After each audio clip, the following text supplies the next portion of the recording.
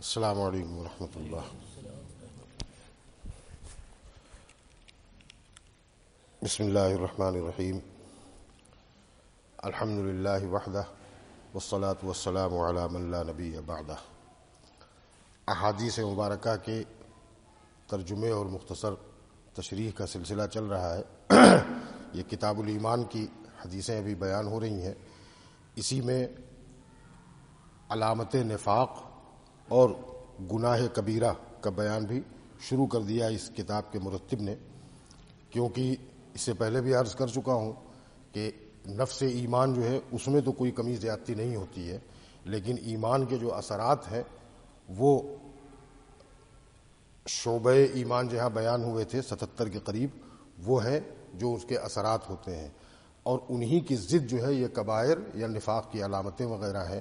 تو جتنا اس میں منہمک ہوگا اتنا ہی جو ہے وہ ایمان کی ان انوار سے محروم ہوتا جائے گا آدمی، اسی لیے اس کو اسی کتاب الایمان میں بیان کیا ہے۔ آج جو حدیث شریف بیان ہوگی وہ ترتیب کے اعتبار سے 52 ہے، اور اس نئے سلسلے کے اعتبار سے 9 نمبر ہے اس حدیث شریف کا۔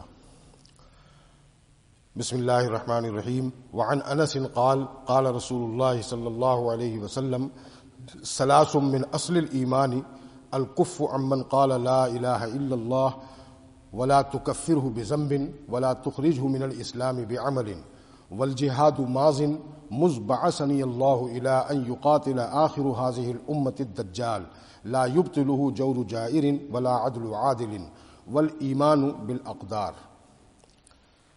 حدیث شریف کا مفہوم کے اعتبار سے ترجمہ یہ ہے، حضرت انس رضی اللہ تعالیٰ عنہ سے روایت ہے، کہتے ہیں رسول اللہ صلی اللہ علیہ وسلم نے ارشاد فرمایا، 3 باتیں ایمان کی جڑ اور بنیاد ہیں۔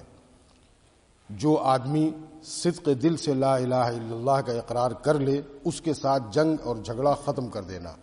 اب کسی گناہ کی وجہ سے اس کو ہرگز کافر مت کہو، اور نہ کسی عمل کی وجہ سے اس کو اسلام سے خارج ہونے کا فتویٰ دو۔ نمبر 2، جس وقت سے اللہ تعالیٰ نے مجھے رسول بنا کر بھیجا ہے اس وقت سے جہاد ہمیشہ کے لیے جاری رہے گا، یہاں تک کہ اس امت کا آخر میں آنے والا آدمی دجال سے قتال کرے گا۔ کسی عادل بادشاہ کا عدل اور کسی ظالم بادشاہ کا ظلم جہاد فی سبیل اللہ کو ختم نہیں کر سکے گا۔ 2 بات۔ نمبر 3، اچھی اور بری تمام تقدیروں پر ایمان لانا۔ اس حدیث شریف کو امام ابو داؤد نے ذکر کیا ہے، صحاح 6 میں موجود ہے یہ حدیث۔ حدیث میں 3 باتوں کو آپ صلی اللہ علیہ وسلم نے بیان فرمایا، اور تینوں کو ایمان کی جڑ بیان فرمایا ہے۔ یعنی گویا ایمان ایک درخت ہے، اور اس کے تنے اور اس کی شاخیں اور اس کے پتے اور اس کے پھول تو بہت سارے ہیں جو ظاہر ہوتے ہیں، اوپر نکلتے ہیں، لیکن جڑ اس کو کہا جاتا ہے جو اندر موجود ہوتی ہے، اور اسی جڑ کی مضبوطی کی وجہ سے وہ درخت مضبوط ہوتا ہے۔ اوپر سے چاہے جتنا خوبصورت اور حسین نظر آ رہا ہو کوئی درخت، اور بڑا پھلدار بھی دکھائی دے رہا ہو، لیکن اگر اس کی جڑ کمزور ہے تو یہ سب کھوکھلا پن ہے، اس کی کوئی حیثیت نہیں ہوتی اس درخت کی۔ اسی طرح سے اسلام نامی جو درخت ہے، اس کی جڑ میں یہ ان 3 باتوں کا ہونا ضروری ہے۔ اگر نہیں ہے تو بظاہر دکھنے والی یہ عمارت، اسلام نامی عمارت، جو اسلام خود کوئی چیز نہیں ہے، ہم آپ جو ہیں یہی اسلام کی عمارتیں ہیں، تو ہماری جڑ میں یہ 3 باتیں اگر نہیں ہیں تو یہ کھوکھلا ہمارا اسلام ہے، اس کے اندر جو ہے وہ کوئی بنیاد موجود نہیں ہے، اگر ہے بھی تو نہایت کمزور بنیاد ہے۔ یہ مطلب ہے اس حدیث شریف میں ان 3 چیزوں کو جڑ کہنے کا۔ سب سے پہلی بات کہ کسی شخص نے کلمہ پڑھ لیا، یعنی کوئی کلمہ گو ہے۔ اب ہمارے سامنے تو پڑھنے والے لوگ نہیں ہیں، ہمارے سامنے تو وہ لوگ ہیں جو پہلے سے پڑھے ہوئے ہیں، جو پہلے سے کلمہ گو ہیں۔ تو ان جیسے بہت سے علماء کو ہم نے آپ نے پڑھا بھی ہوگا، بعض مرتبہ سنا بھی ہوگا تقریروں میں، کہ معمولی باتوں پر انہیں فلاں کافر ہے، فلاں مشرک ہو گیا، اتنی وجہوں سے فلاں کافر ہو گیا۔ یہ کسی عمل کے حضور صلی اللہ علیہ وسلم نے باقاعدہ لفظ بیان فرمایا ہے کہ لا تکفرہ بذنب، کہ اس کو کافر مت کہو کسی گناہ کی وجہ سے، بہت سے بڑا گناہ ہو جائے لیکن وہ کافر نہیں ہوتا، وہ شخص فاسق ہو گیا، فاجر ہو گیا، اور کفر کے کلمے زبان سے بے ارادہ نکل جانا یہ بھی ذنب ہے، یعنی گناہ ہے، یہ کفر نہیں ہے۔ اور اسی طرح سے کسی شخص نے کوئی بات کہی، اس کے علم میں یہ بات نہیں تھی کہ یہ کفر کا کلمہ ہماری زبان سے نکلا ہے، تو اگرچہ وہ ایمان سے خارج ہوا، لیکن جیسے ہی اس کو علم ہوا اور اس نے اس سے توبہ کی اور استغفار کیا تو اب وہ کافر نہیں رہا۔ کتنے بڑے بڑے علماء پر کس طرح سے کفر کے فتوے لگائے گئے، ان کی عبارتوں کو توڑ مروڑ کر کے سب کچھ، اس کے باوجود انہوں نے کہا کہ اچھا اگر ان باتوں سے کسی کو شبہ ہوتا ہے کہ ہم اس میں کفر ہے یا شرک ہے تو ہم اپنی اس عبارت سے براعت ظاہر کرتے ہیں اور ہم آج پھر سے کلمہ پڑھتے ہیں۔ اس کے بعد نہیں آپ تو کافر ہو چکے ہیں، اب آپ 10 بار کلمہ پڑھیے، آپ کافر ہی رہیں گے۔ عجیب حماقت ہے۔ تو آپ صلی اللہ علیہ وسلم نے بہت سختی سے فرمایا کہ جو لا الہ الا اللہ کہہ دے اس کو کسی گناہ کی وجہ سے کافر مت کہو۔ گناہ وہ جو آپ جانتے ہیں کہ فلاں فلاں گناہ ہے، بعض بہت بڑے بڑے گناہ ہیں۔ اس کے بعد اگلا ایک اور جملہ آپ صلی اللہ علیہ وسلم نے بڑھایا، ولا تخرجہ من الاسلام بعمل، کہ اس کے کسی عمل کی وجہ سے جو تمہیں لگ رہا تھا بظاہر کہ یہ کفر کا سبب ہے، اس عمل کی وجہ سے بھی اس کو اسلام سے خارج مت کرو۔ اس کو بتاؤ کہ یہ تم نے جو کیا ہے یہ غلط ہے، اور پھر اس کو دلائل سے ثابت کرو۔ اس کو سمجھ میں آ گیا کہ ہاں یہ واقعی یہ تو کفر کی بات تھی، مجھے یہ کام نہیں کرنا چاہیے تھا، یہ عمل مجھ سے نہیں صادر ہونا۔ میں مثال دیتا ہوں، ایک شخص ہے وہ غیر مسلموں سے روابط اپنے باقی رکھنے اور اس کے سلسلے کو باقی رکھنے کے لیے وہ ان کے ساتھ چلا گیا بہت ساری رسومات میں، شادی میں، یا ان کی کسی مرنے وغیرہ کی مرنے وغیرہ کے کاموں میں شرکت کر لی اس نے۔ تو اب ایک حد تک تو آپ اسلام کے دائرے میں رہ کر کے شریک ہو سکتے ہیں، لیکن جہاں ان دونوں تقریبوں میں مشرکانہ رسوم بھی وہ ادا کرتے ہیں، تو اب مشرکانہ رسوم میں آپ نے شرکت کر لی، جو وہ بول رہے تھے آپ کھڑے ہو کے سنتے رہے، اور لوگ جو ہے وہ ہاں کہتے رہے تو آپ بھی کہتے رہے، یا اسی طرح سے مرنے کی جو ان کی تقریب وہ رسمیں ہوتی ہیں اس میں آپ شریک ہوئے، اس میں بھی ایک حد تک جو ہے گنجائش ہے شرعاً کہ آپ ان سے ہمدردی اور اس کے تحت جا سکتے ہیں، لیکن اس کے آگے پھر ان کی رسمیں شروع ہوتی ہیں مشرکانہ، اس میں شرکت نہیں ہونی چاہیے۔ اب ایک شخص اس کو نہیں پتا ہے، وہ شرکت کر گیا، وہ باتیں بھی کہہ گیا۔ بعض مسلمانوں کو میں نے دیکھا کہ وہ اپنی مصلحت کی کسی وجہ سے وہ ٹیکہ لگایا گیا تو وہ بھی لگوا لیا۔ اب اس کو یہ نہیں پتا ہے کہ ان منتروں کا جاپ کرنے کے بعد جو ہے اگر ٹیکہ لگوا لیا تو وہ ایک کفریہ رسم میں وہ شریک ہو گیا پوری طرح۔ اب اس کو بعد میں تو اس سے یہ مت کو وہ کافر ہو گیا، یہ مطلب ہے کسی عمل کی وجہ سے اس کو اسلام سے مت نکالو، اس کو بتاؤ کہ یہ جو تم نے کیا ہے یہ حرکت یہ تو کفر والی ہے، تمہیں نہیں پتا وہ کیا کیا پڑھتے ہیں، یہ باتیں کہتے ہیں، یہ سب اسلام کی بنیادی اصول اور قوانین کے خلاف ہے، یہ باتیں تو ایمان کے خلاف ہے۔ اچھا مجھ کو تو نہیں پتا تھا، ہاں بھائی یہ غلطی ہو گئی تم سے، اب میں کلمہ پڑھتا ہوں۔ اب وہ جتنی دیر اس میں رہا ہے اتنی دیر بھی وہ کافر نہیں رہا، اللہ کے نزدیک وہ کافر نہیں ہے، وہ اس سے ایک عمل ہوا جو ارادتاً نہیں تھا کفر، اور اس کو بتایا گیا، اس نے کلمہ پڑھ لیا۔ ولا تخرجہ من الاسلام بعمل، کسی عمل کی وجہ سے اس کو اسلام سے خارج مت کرو۔ ہاں صراحتاً جانتے بوجھتے کوئی شخص باقاعدہ مشرکانہ کلمات ادا کر رہا ہے یا مشرکانہ اعمال کر رہا ہے اور اس کو معلوم بھی ہے کہ یہ سب غلط ہے، ایسے موقع پر جو ہے اس کو فوراً نکل جاتا ہے، اسلام سے خارج ہو جاتا ہے۔ اور ایسے شخص کے بارے میں کوئی پوچھے تو اس کا فتویٰ یہی ہے کہ وہ تو مشرک ہو گیا، وہ تو کافر ہو گیا۔ تو دونوں صورتیں الگ الگ ہیں۔ بہت سے ہمارے نادان اور ناواقف بھائی مسلمان کچھ ایسی رسمیں کرتے ہیں قبروں وغیرہ پر جا کر کے جو اسلامی قانون کے اعتبار سے شرک ہے، لیکن انہیں نہیں پتا ہے، وہ اس کو ان بزرگ کی عظمت کے ارادے سے کرتے ہیں، ان کی محبت کے خیال سے کرتے ہیں۔ تو یہ جو ان سے شرک صادر ہو رہا ہے اس پر ان کو مشرک مت کہو، یہ مطلب ہے، اور ان کو بتاؤ کہ یہ شرک ہے، تم بھولے پن میں تم نے یہ حرکت کر دی ہے۔